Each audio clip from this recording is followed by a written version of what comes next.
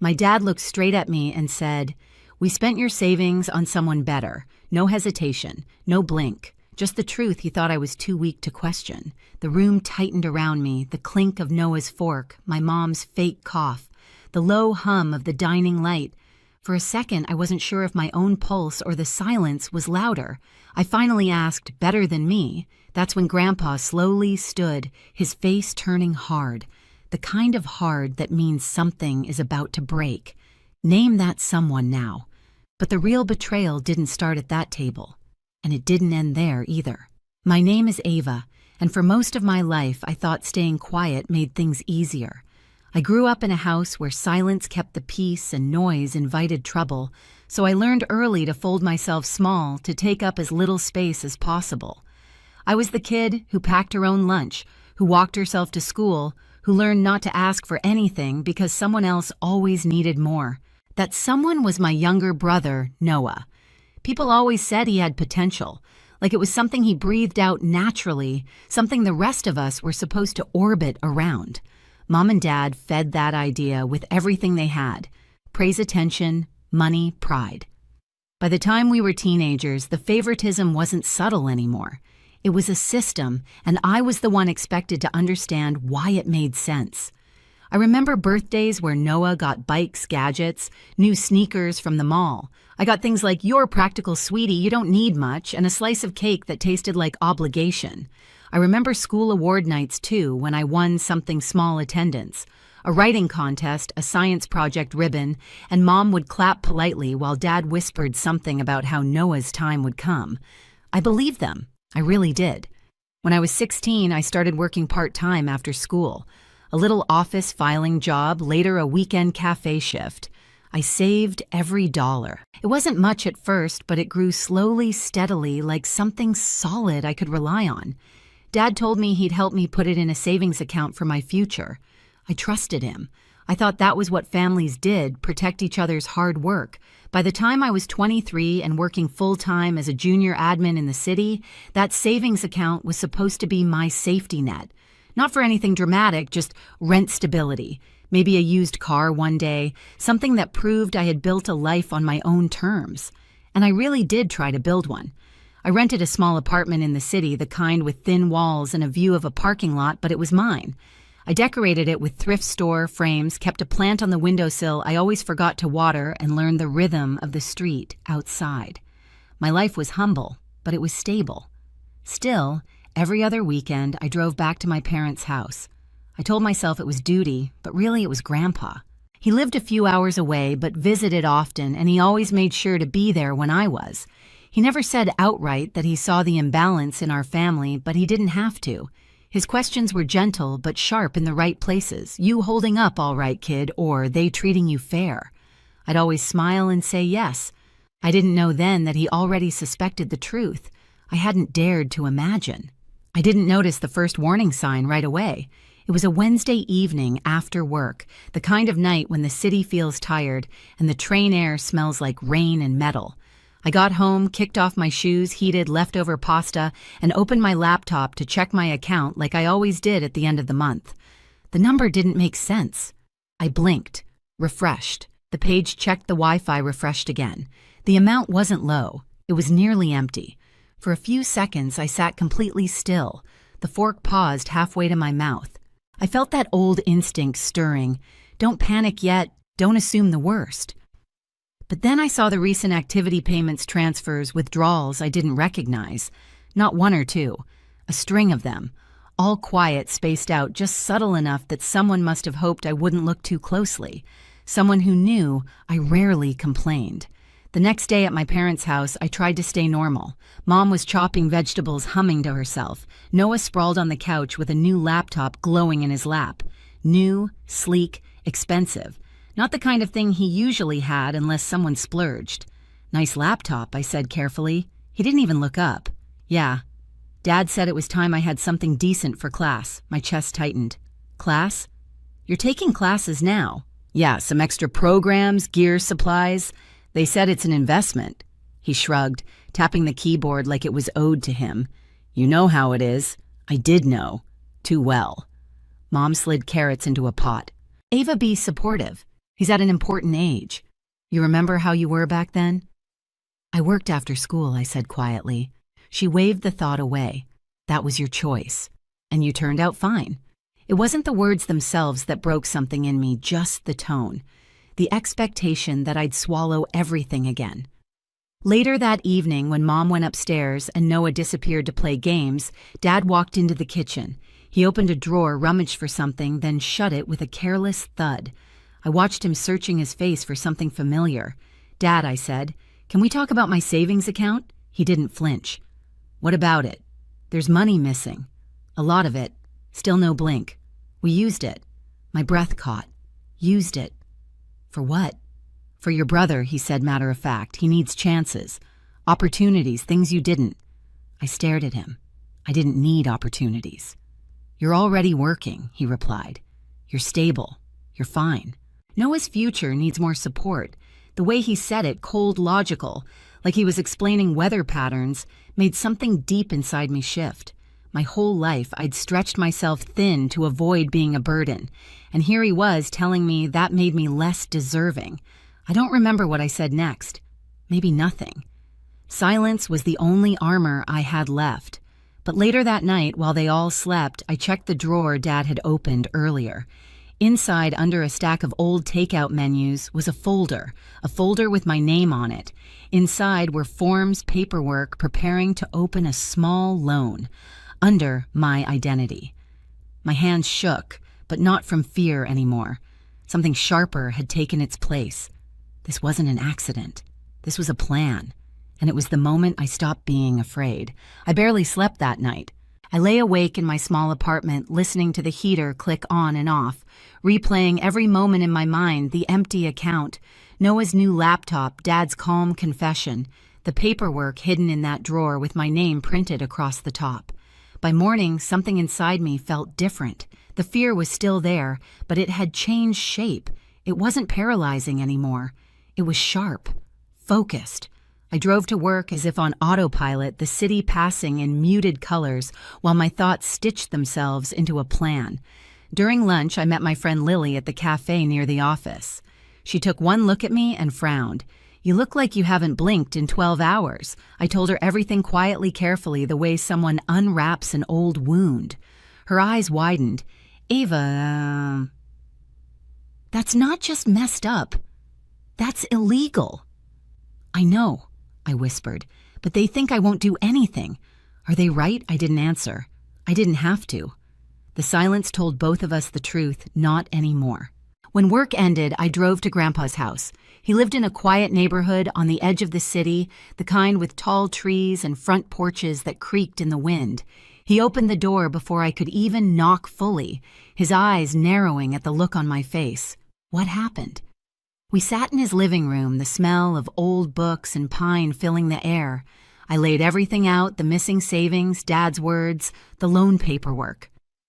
He listened without interrupting, his jaw tightening more with each detail. Finally, he exhaled. I knew they favored Noah, but this... He shook his head. This is taking advantage of you, Ava. They're counting on you staying quiet like you always have. I can't let this go. No, he agreed. You can't. We spent the next hour going through the statements I'd printed, the payments, I didn't make the dates, the withdrawals. Grandpa moved slower than he used to, but his mind was still sharp. You need to document everything. Every transfer, every missing dollar. Keep copies somewhere safe. I already started, I said. He gave a small, proud nod. Good. As I packed the papers, he touched my arm. A family that loves you doesn't use you as a resource. They don't drain you dry and tell you to smile. You don't deserve this. The words hit harder than I expected. I had spent my whole life trying not to be a burden. I never imagined my parents would turn me into a source. When I drove home that night, the city lights looked different, less like stars, more like signals. I sat at my kitchen table, spread out the statements, the payments, the bills, the folder with my name. Then I organized everything into a clean, quiet pile. Not for confrontation yet. For the moment, Dad would least expect, and I knew exactly when that moment would be. My parents liked to host family dinners whenever Grandpa visited. They said it made the house feel warm, but it always felt staged, like they were performing a version of family we didn't actually live in. When Grandpa called to say he'd be in town that weekend, Mom immediately planned one. She asked me to come early. I didn't. I arrived exactly on time, a folder tucked inside my bag, my heartbeat steady in a way it hadn't been in weeks. The moment I stepped into the living room, I knew something was off. Mom moved around too quickly, touching napkins, adjusting plates that didn't need adjusting. Noah was sulking in a corner, scrolling on his phone like he was trying to disappear into it. Dad, calm as always, stood near the kitchen doorway, hands in his pockets, expression unreadable. Grandpa sat at the dining table, cane resting beside his chair, eyes sharper than ever. When he looked at me, something in my chest steadied. Dinner started normally, too normally. Small talk, clinking silverware, the smell of roasted chicken, mixing with the faint citrus cleaner Mom always used. But the air felt stretched thin enough to tear. Dad cut into his food and glanced at me. "Heard work's keeping you busy." "Yeah," I said. "It's been steady." Mom added, "We're proud of how independent you are. Not everyone your age manages that." I almost laughed. The irony sat bitter on my tongue. Then Dad said it. Just like that. No pause. No warning. "We spent your savings on someone better." The room collapsed into silence, the kind that doesn't echo, just presses down. I felt Grandpa's gaze move from me to Dad, slow and heavy. Noah froze mid-chew. Mom set her fork down too fast, the metal clattering against her plate. I swallowed once. Better than me, Dad didn't blink. "Your brother needed support. You didn't. It's simple." Simple. A word like that should never be used to justify betrayal. I didn't look away. That money was mine. All of it. I worked for it. "You'll be fine," he said, brushing the air as if shooing away a fly. "You're responsible. Strong. Noah needs more guidance." Grandpa pushed back his chair, then an abrupt scraping sound that cut straight through the room. He stood slowly, but with a presence that filled every corner. "Name that someone," he said, voice low, steady. "Now." Dad opened his mouth, but whatever came out wasn't confidence. It was panic, disguised as irritation. "Dad, this isn't your business. We handled things the way we saw fit." "That's clear," Grandpa said. "Too clear." His gaze flicked to me. I reached into my bag and pulled out the folder. My hands didn't shake this time. Every page felt like an anchor, not a burden. I brought something I said. Dad's jaw tightened. "Ava."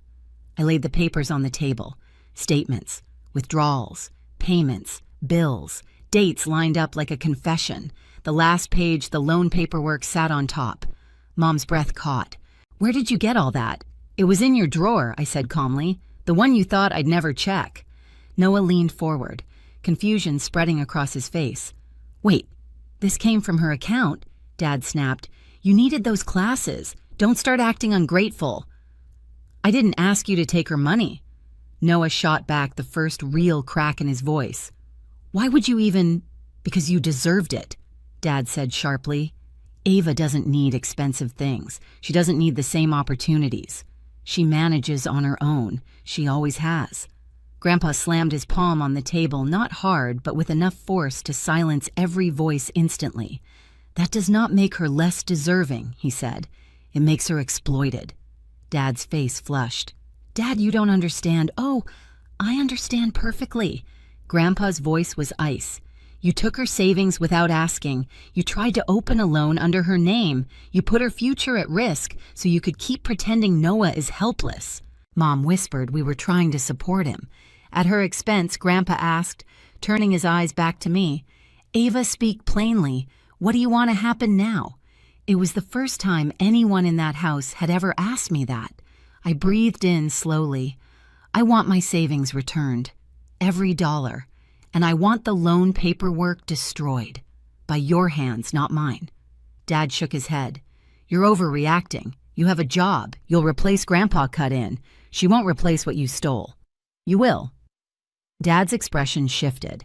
Anger first, then fear, real flickering fear. Mom's voice trembled. "We don't have that kind of—" "Then you'll adjust," Grandpa said. "Sell something. Cut back. Figure it out. Because if Ava files this as a financial abuse report, the consequences will be significant." A long silence followed. Heavy, unavoidable. Finally, Noah spoke, voice quiet. "Ava, I'm sorry. I didn't know." It didn't fix anything, but it mattered that he said it. Dad sank into his chair like the air had been punched out of him. "Fine," he said through clenched teeth. "We'll return it. All of it. And the loan," I asked. He swallowed. "I'll shred it tonight." Grandpa nodded once, satisfied. Good. Then this family might still have a chance. But I knew better. Some damage doesn't undo. It just becomes a line you never cross again. I stood gathering my folder. I'm going home. No one tried to stop me. For the first time in my life, leaving didn't feel like running away. It felt like stepping into the life I finally chose. The next few weeks moved quietly, almost strangely, so like the aftermath of a long storm. My parents returned the money in small, tense installments, more than they ever thought they'd have to explain. Each transfer arrived with no message attached, no apology, no acknowledgement, just numbers moving from one account to another, undoing a betrayal they never should have committed. Grandpa checked in often. Sometimes he called, sometimes he dropped by my apartment with groceries I didn't need but accepted anyway. He never lectured me, never pushed. He just made sure I knew I wasn't walking through the wreckage alone. Noah kept his distance at first. Then one afternoon, he showed up at my door, hands shoved deep into his pockets. He didn't try to justify anything. He just said, "I'm trying to do better," and for the first time, I believed him. Life in my apartment felt different now, lighter. I organized my files, built a new budget, and took small steps toward the future I thought I'd lost. I wasn't scared anymore. What happened at that dinner didn't fix my family. It didn't erase years of silence.